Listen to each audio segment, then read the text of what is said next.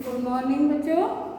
आज मैं आपको हिंदी व्याकरण में भाषा, बोली, लिपि और व्याकरण इसके बारे में बताऊंगी, क्योंकि आपका हाफ ईयरली कोर्स कंप्लीट हो चुका है और इसमें पहला लेसन है भाषा, बोली, लिपि और व्याकरण। वो मैं आपको रिवीजन में बता रही हूँ कि भाषा किसे कहते हैं। भाषा भावों एवं विचारों के आदान प्रदान का माध्यम है। भाषा क्या है? भाषा भावों एवं विचारों के आदान प्रदान का माध्यम है। भाषा के दो रूप होते हैं, मुख्य रूप। कौन कौन से?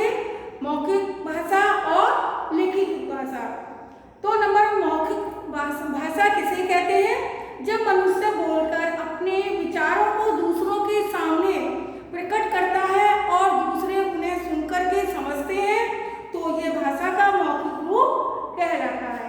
दोबारा से सुनिए इसको। भाषा, मौखिक भाषा किसे कहते हैं? जब मनुष्य बोलकर अपने विचारों को दूसरों के समक्ष या सामने प्रकट करता है और दूसरे उन्हें सुनकर समझते हैं, तो ये भाषा का मौखिक रूप कहलाता है। दूसरा है लिखित भाषा। लिखित भाषा जब मनुष्य लिखकर अपने विचारों को दूसरों के समक्ष प्रकट करता है और दूसरे उसे पढ़कर समझते हैं, तो यह भाषा का लिखित रूप कहलाता है। हिंदी भाषा देवनागरी भाषा लिपि में लिखी जाती है। हिंदी भाषा देवनागरी लिपि में लिखी जाती है। तो देश की भाषा जैसे भारत की हिंदी, स्पेन की स्पेनिश, जर्मनी की जर्मन, चीन की मंदारिन, फ्रांस की फ्रांसीसी, जापान की जापानी। और राज्य की भाषा जैसे पंजाब की पंजाबी, बंगाल की बंगाली, ओडिशा की उड़िया, केरल की मलयालम, असम की असमिया। तो इस प्रकार देश और भारत की अलग अलग भाषाएं। अब हिंदी भाषा के अनेक रूप हैं, विविध रूप हैं, जैसे राष्ट्रभाषा। भारत के अधिकांश राज्यों में हिंदी बोली, पढ़ी और लिखी जाती है। कुछ राज्यों में जैसे उत्तर प्रदेश, मध्य प्रदेश, बिहार, छत्तीसगढ़, झारखंड, हिमाचल प्रदेश, राजस्थान, उत्तराखंड, हरियाणा आदि में हिंदी मातृभाषा के रूप में ही बोली जाती है। तो यह हमारी राष्ट्रभाषा है। राजभाषा, जिस भाषा में सरकारी कामकाज किया जाता है उसे हम राजभाषा कहते हैं। 14 सितंबर 1949 को संविधान सभा ने हिंदी को राजभाषा के रूप में स्वीकार किया था। संपर्क भाषा, अलग अलग प्रांत या अलग अलग देश के लोग एक दूसरे के संपर्क स्थापित करने के लिए किसी एक निश्चित भाषा का प्रयोग करते हैं, तो उसे हम संपर्क भाषा कहते हैं। मातृभाषा, मातृभाषा अर्थात माँ की भाषा, यानी वह भाषा जिसे बच्चा सबसे पहले अपनी माँ या परिवार के अन्य सदस्यों से सीखता है, उसे मातृभाषा कहते हैं। जैसे बंगाली, गुजराती, कन्नड़, तेलुगु। मानक भाषा, जिस हिंदी हमारी संपर्क भाषा है, परंतु स्थानीय और प्रांतीय स्तर पर इसके रूप में बहुत भिन्नता है। इस भिन्नता को दूर करने और भाषाई एकता लाने के उद्देश्य से भाषा का जो रूप निर्धारित किया जाता है उसे हम मानक भाषा कहते हैं।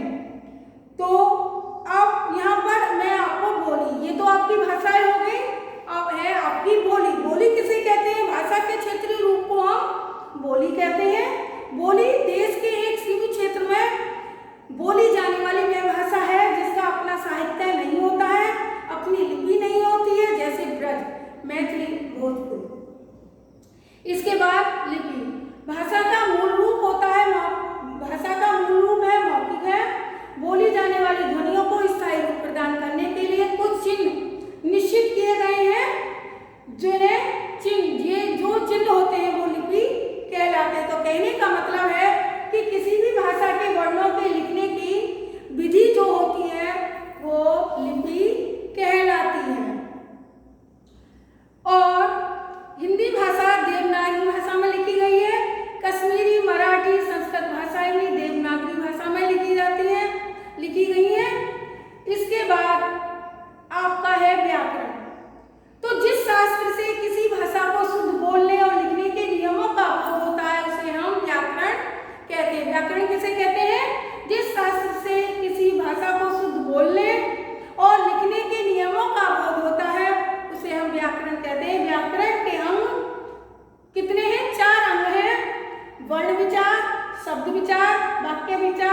पद विचार।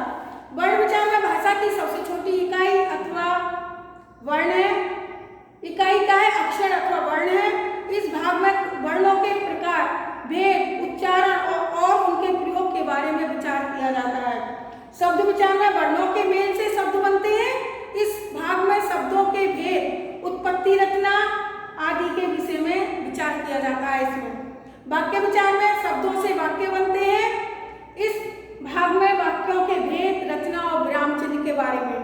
पद विचार में इसके अंतर्गत संज्ञा, सर्वनाम आदि पदों के स्वरूप पर विचार किए जाते हैं, इनके प्रयोग पर विचार किए जाते हैं। तो बच्चों, आज मैंने आपको भाषा, बोली, लिपि और व्याकरण के बारे में समझाया है।